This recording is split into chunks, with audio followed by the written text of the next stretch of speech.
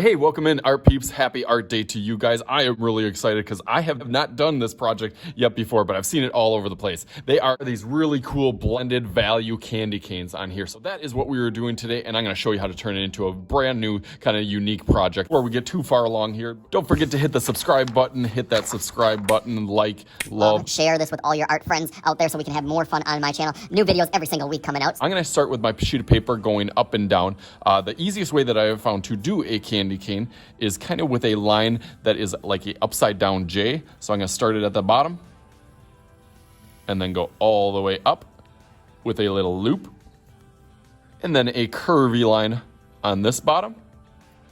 Trying to match that curvy line as much as you can on this side, and then trying to keep about that same distance all the way around. You can kind of start out lightly if you want.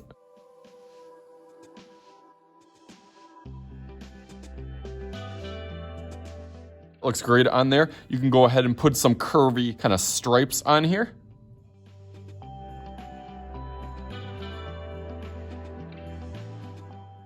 As they go up to the top, you can kind of bend them around the other way. Awesome, that looks really cool. So that is our first one. What I'm gonna do is I'm gonna trace this now that I drew it myself. Usually I don't let my kids trace anything, but as long as you drew it, then you can trace it. So I'm gonna go real quick and trace this onto another one. I'll show you what that means, or what that one is gonna be used for at the end of this project. All right, great, so now I got that done. So now you can choose whichever one that you want to start with. We'll put that one aside for later.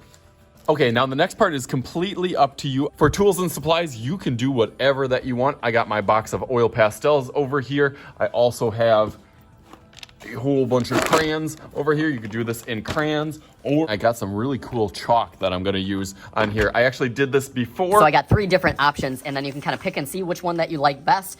This one was with the chalk that I did it. This one was with the oil pastels. This one was with the crayons. So I just kind of did some experimenting on the back of this to see kind of what colors that I liked and which color kind of blended together. Kind of mini value scale on here. I'm gonna take my outside colors.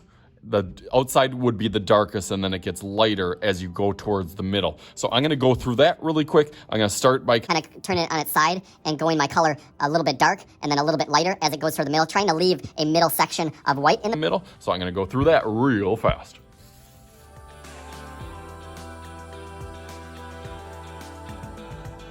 Speaking of smearing, that's what I want to do with my next one. I want to put it really, really close so it's actually touching on the next one. Kind of just going back and forth just like the other one. I'm not really concerned about going over that line because I'm going to be cutting this out. If you would be doing Sharpie, you might want to think about doing a Sharpie outline that's a little bit thicker. That gives you a little bit of flexibility on that side part of it. So I'm going to finish up this and then go into my white that will then be going kind of in the middle to blend that a little bit more light pink. So let's go through that real quick.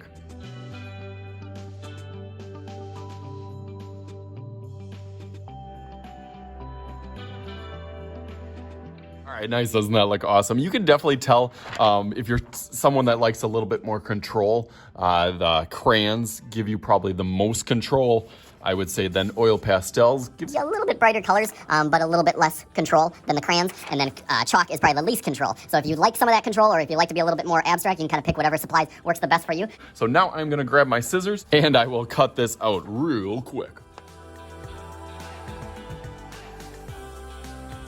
All right, super cool. So now I have one of on here. Looks really, really cool.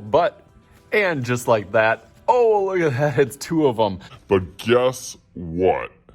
Yes, I did 2 of them and they are clearly super awesome, but this is not really gonna work so much. That's what happens when I start doing teacher brain and I can't think straight without thinking the actual project through. But sometimes, like Bob Ross says, you just gotta make a happy accident happen. So obviously this could not make a heart because it would have to be flipped over. So I could definitely do that. I could flip it over and do the same kind of pattern on the other side. I could use this.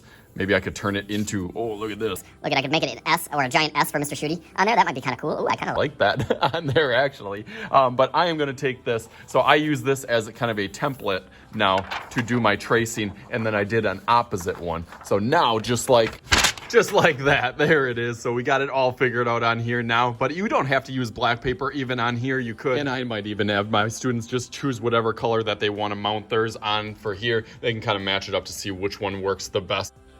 And look at this bonus project time. You could even do something in the background on that sheet of paper. So of course, I being the background guy, you could not just leave the background plain. I thought I'd do something a little bit creative and inventive. On the background. So, as always, I am Mr. Shooty. This is Mr. Shooty's Art Channel. We'll talk to you guys later.